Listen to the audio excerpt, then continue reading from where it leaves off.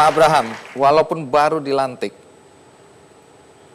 teman-teman anggota DPR terutama dari Koalisi Merah Putih sudah menyatakan sangat ingin merevisi Undang-Undang KPK. Alasannya macam-macam, tapi yang dipahami adalah mereka menganggap kewenangan KPK itu sudah berlebihan, sudah kebablasan. KPK menjadi super body, tidak terkontrol.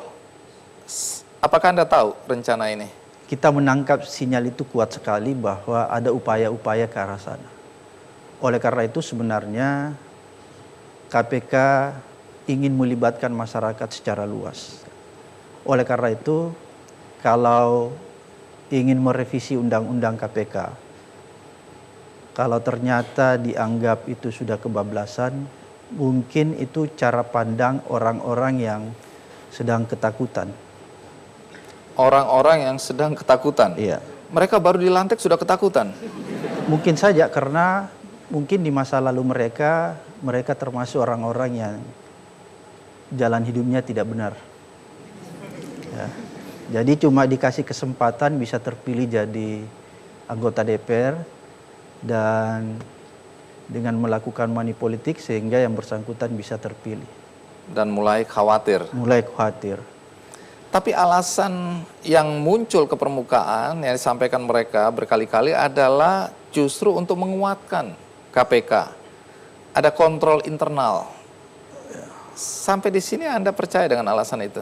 Saya melihat itu dalil pembenaran ya. Jadi sama sekali tujuannya sebenarnya bukan ingin menguatkan, tapi ada niat terselubung. Niat apa itu kira-kira? Ya, niat terselubung itu sebenarnya ingin mempreteli kewenangan KPK ya. Termasuk salah satu misalnya kewenangan penyadapan dan lain-lain sebagainya. Oleh karena itu menurut hemat saya bahwa orang-orang yang berniat ingin mempreteli kewenangan KPK insya Allah akan berhadapan dengan rakyat dan pasti tidak mendapat restu dari yang di atas. KPK bekerja sangat didasari oleh aturan-aturan yang ada. Boleh kita tanya di Kementerian Informasi, Komunikasi bahwa satu-satunya lembaga penegak hukum yang paling taat untuk dilakukan audit terhadap fungsi penyadapan itu adalah KPK dibandingkan dengan aparat-aparat penegak hukum. Sekarang ini kalau KPK mau menyadap seseorang, perlu minta izin atau tidak? Tidak perlu. Tapi Anda didorong untuk minta izin. Apa akibatnya kalau harus minta izin dulu? Ada beberapa hal yang bisa terganggu. Salah satu contohnya misalnya, kalau kita ingin menangkap ya, atau melakukan proses hukum terhadap seorang hakim misalnya. Lantas kita minta izin ke hakim. Apa itu mungkin? Saya berpikiran kalau itu dilakukan maka pastilah operasi itu akan bocor. Ya, jadi tidak akan mungkin. Kalau KPK tidak diberikan kewenangan yang luar biasa, maka menurut hemat saya tidak ada gunanya KPK hadir di negeri ini. Karena keberadaan KPK kalau kita lihat dari substansi undang-undangnya, konsiderannya adalah sebagai sebuah lembaga yang berfungsi melakukan penegakan hukum pemberantasan korupsi yang bisa juga mendorong aparat penegak hukum yang lain sebagai trigger mechanism terhadap kepolisian maupun kejaksaan. Oleh karena itu, kewenangan yang diberikan KPK haruslah bisa lebih daripada aparat penegak hukum yang lain sebenarnya. Bagi mereka yang menginginkan KPK ini bubar, selain cara-cara kekerasan, cara-cara yang terlalu vulgar diperlihatkan, ada juga cara-cara halus dengan mengatakan bahwa KPK ini sebenarnya lembaga yang dibentuk untuk sementara. Kata-kata atau istilah ad hoc itu mereka artikan sementara. Ya.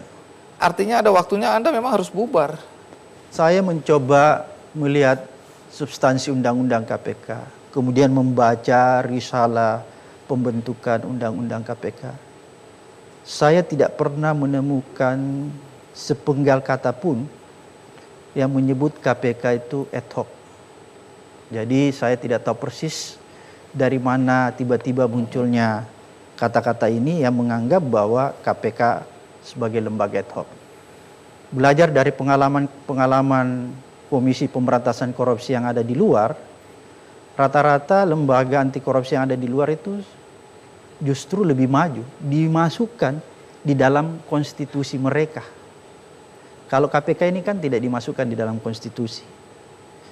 Oleh karena itu, menurut hemat saya, kalau negara ini betul-betul konsen terhadap pemberantasan korupsi dan punya political will untuk membersihkan negeri ini dari koruptor, maka seyogyanya atau idealnya justru KPK itu masuk di dalam konstitusi negara kita seperti yang ada di luar. Jadi alasan bahwa lembaga KPK ini hanya sementara itu Anda bisa patahkan itu? Sama sekali tidak benar, tapi saya juga melihat bahwa kalau seandainya 20-30 tahun KPK mampu memperbaiki institusi kepolisian maupun kejaksaan, karena kita punya peran ini kan trigger mechanism ya. Terus punya peran untuk memperbaiki kementerian lembaga sekaligus aparat penegak hukum. Dan suatu ketika kepolisian, kejaksaan, dan lembaga-lembaga peradilan itu sudah benar semua, tidak terjadi lagi yang namanya mata rantai mafia hukum, mafia peradilan, mungkin tidak ada masalah kalau orang menganggap KPK sudah harus dibubarkan. Anggota DPR tersinggung. Mereka merasa mereka tidak layak diperiksa oleh KPK. Mereka merasa merekalah justru yang menyeleksi anggota KPK. Karena itu mereka membuat aturan, ketentuan, kalau mau meriksa harus minta izin dulu. Lewat MD3 ya. Iya. Sampai di situ bagaimana sikap KPK? Ya, jadi saya mencoba membaca dan memahami substansi aturan itu. Ternyata Tunggu dulu, Anda terus membaca, lalu kapan kerjanya ya? Maksudnya undang-undang itu, peraturan itu saya coba mencermati, ternyata yang dimaksud di situ tidak termasuk KPK ya. Tapi lembaga-lembaga penegakan hukum yang ada seperti kepolisian maupun kejaksaan. Tapi lagi-lagi menurut saya aturan ini sama sekali bertujuan ingin membentengi ya, ingin membentengi dan memberikan hak imunitas terhadap anggota DPR. Dan lagi-lagi ini menurut hemat saya semangatnya semangat yang sangat anti pemberantasan korupsi. Jadi kalau memang negeri ini atau pemerintahan ini atau teman-teman di legislatif ingin melihat pemberantasan korupsi ini lebih maju, maka seharusnya aturan-aturan ini tidak diberlakukan. Dengan pernyataan semacam ini di acara Kikendi dan didengar oleh teman-teman di DPR, sama dengan Anda mengobarkan perang lagi nih kelihatannya. Sebenarnya gini, tidak ada masalah kita perang terhadap kejahatan korupsi. Ya. Sebagian orang menganggap sudahlah KPK berhenti, kembalikan lagi fungsi kelembagaan penyidikan penyelidikan kepada polisi dan kejaksaan. Sampai di sini apa keberatan Anda? Saya sepakat, tapi dengan catatan. Kalau misalnya lembaga kepolisian dan kejaksaan serta lembaga peradilannya itu sudah terbebas dari mafia-mafia hukum. Tapi kalau lembaga kepolisian, kejaksaan dan lembaga peradilannya masih seperti sekarang ini, maka saya sangat keberatan.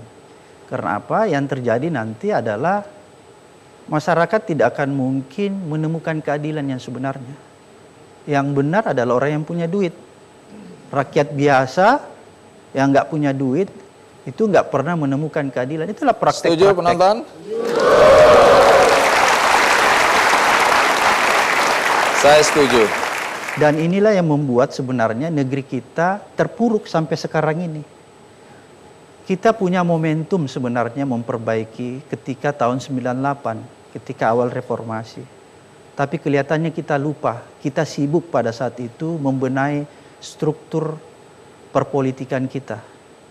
Kita lupa membenahi struktur penegakan hukum kita. Berikutnya tentang kegeraman KPK berkaitan dengan pembebasan bersyarat sejumlah koruptor dan pemberian remisi yang dianggap terlalu royal oleh pemerintah. Saya akan tanyakan hal ini, tapi sekali lagi kita rehat, saya akan segera kembali.